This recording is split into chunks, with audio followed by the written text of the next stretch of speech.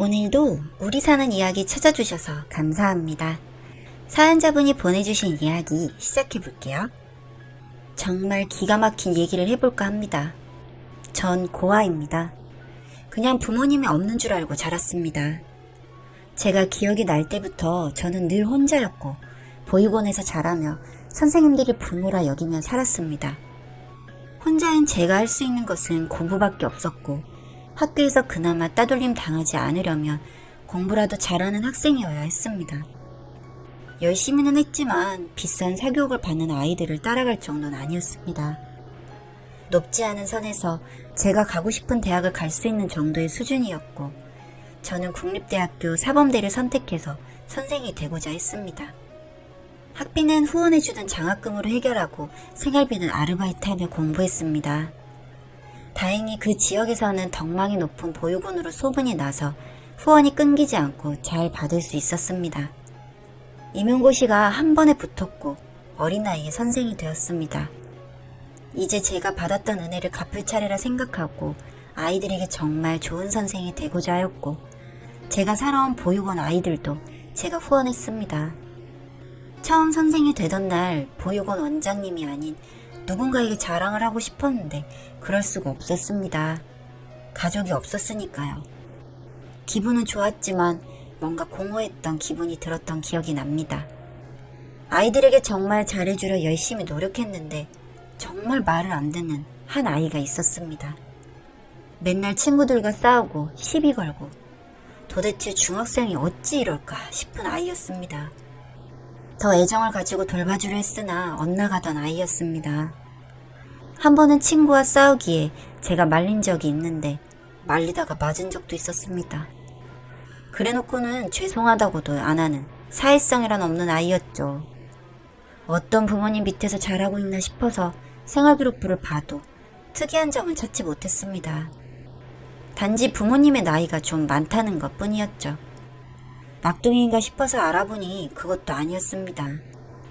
제가 맞는 처음 아이들은 아니었지만 3년차 교사의 사명감으로 약속을 잡고 가정을 방문했습니다. 정말 잘 사는 집이더군요. 그렇지만 집안 자체가 굉장히 휑한 것 같은 느낌이 들며 차가운 느낌이었습니다. 앉아서 그 학생 어머니와 이런저런 얘기를 하니 애가 초등학교 때 아빠 엄마 늙었다고 놀림을 받았다고 하셨습니다. 그래서 마음의 상처가 컸던지 덩치가 좀 크고 나자 아이들을 괴롭혔다고 했습니다. 다 알고 있는데 제어가 잘 안 되고 어릴 때부터 워낙 오냐오냐 하다 보니 이젠 손도 못 쓸 지경이라고 하더군요. 부모님이 그렇게 말하는데 제가 거기서 더 신경 써주세요 할 수 없었습니다. 그러셨구나. 알겠습니다. 제가 더 바로 잡으려 노력하겠습니다. 하고 집을 나왔습니다. 그날 이후 정말 더 애정을 가지고 돌봤습니다. 어찌 보면 세상에 불만이 많던 제 어린 시절을 보는 것 같은 느낌이 들어서 그랬는지도 모릅니다. 그래도 이 녀석은 부모님도 계신데 왜 이러는 걸까 이해가 안 되긴 했지만요. 제가 그렇게 천천히 열심히 다가가니 그 아이도 조금씩 마음의 문을 열기 시작했습니다. 늘 자기를 꾸중하던 어른들만 있었는데 제가 자꾸 감싸주고 얘기를 하려고 하니 마음이 동요했나 봅니다. 그때부터 저에게 이런저런 얘기를 많이 했습니다. 좀 더 친해지고 난 후 들은 얘기가 좀 놀라웠습니다. 본인이 입양아라는 사실이었습니다.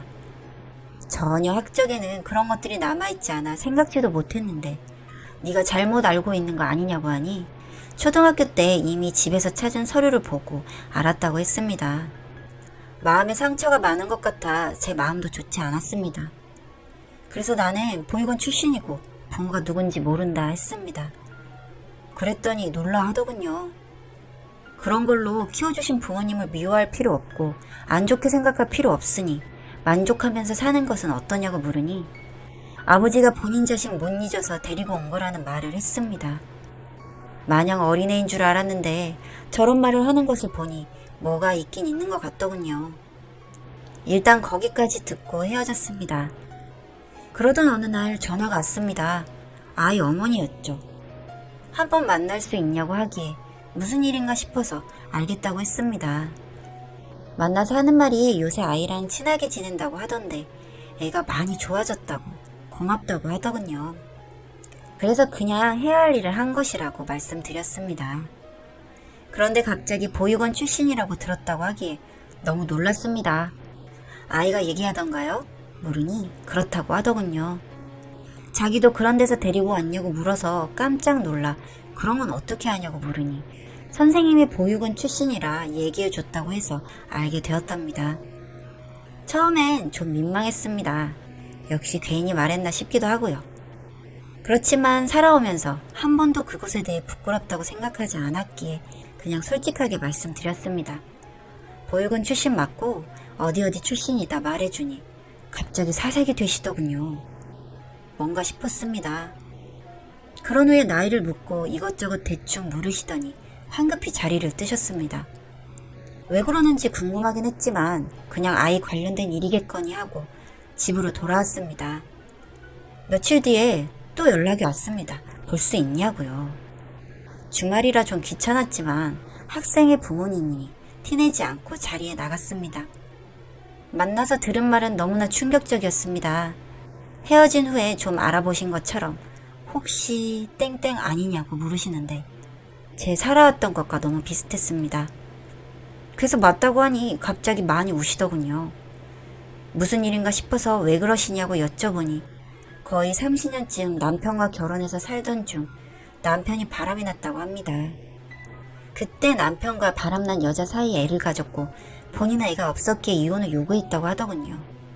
그래서 너무 분에 받쳐서 애 태어나길 기다렸다가 애 태어나자마자 빼돌려 보육원에 맡긴 것이었습니다. 본인이 낳은 아이인데 형편이 안 좋아 어쩔 수 없이 맡긴다고요. 애가 없어진 남편과 그 여자는 그런 일을 겪었으니 더 이상 둘이 함께할 수 없었고 헤어져서 가정으로 돌아왔다고 했습니다. 본인이 한 짓이라는 걸 몰랐기 때문에 이때까지 살아왔고요. 남편은 자꾸 그 아이를 그리워했고 본인은 아이를 낳지 못하니 입양을 선택해서 결국 그 아이를 데려온 것이더군요. 갓난쟁이 때부터요. 그제서야 남편이 가정에 좀 집중을 하고 사람처럼 살았는데 애를 너무 오냐오냐 키우다 보니 애가 그렇게 되었고 부모의 나이가 많다 보니 학교에선 놀림감이 되었던 것입니다. 듣고 너무 충격을 받았습니다. 결국 제가 그 바람난 여자의 아이이고 제 앞에 있는 여자는 저를 보육원으로 보내 가족이고 뭐고 다 없애버린 여자였으니 너무 화가 났죠. 그런데 그때 당시에는 너무 충격을 받아 몸도 안 움직이고 말도 제대로 나오지 않았습니다. 미안하다고 하는 그분한테 뭐라고 제대로 말 한마디 하지 못했습니다. 계속 얘기를 듣다 보니 저를 대학교까지 후원해주신 분이 그분이었고 계속 마음의 빚을 가지고 살아왔다고 했습니다. 근데 혹시나 지금이라도 털어놓으면 다시 남편과 그 여자가 만나서 본인이 버려질까 그러지 못했다고 했습니다. 그래서 그냥 뒤에서 그냥 도와줬다고 하더군요. 이름 정도만 알았고 얼굴 같은 건 어릴 때 후원해주기 전 보육원에서 사진을 보여주기에 잠깐 본 게 다라 저를 알아볼 수 없었던 것이었습니다. 이걸 고마워해야 하는 건지 아니면 욕을 하고 소리를 질러야 하는 건지 알 수가 없었습니다. 이분의 입장에서는 저는 바람난 남편의 혼의 자식이고 본인이 그렇게 하지 않았으면 이혼까지 당했을 수도 있었을 테니까요. 그럼 혹시 제 엄마의 소식은 알고 있냐고 물으니 다른 남자와 결혼해서 살고 있다고 하더군요. 연락처까지 알고 있는 걸 보니 이분이 젊었을 때 얼마나 남편에게 집착이 강했는지 알 수가 있었습니다. 그렇게 연락처를 받고 많이 망설였습니다.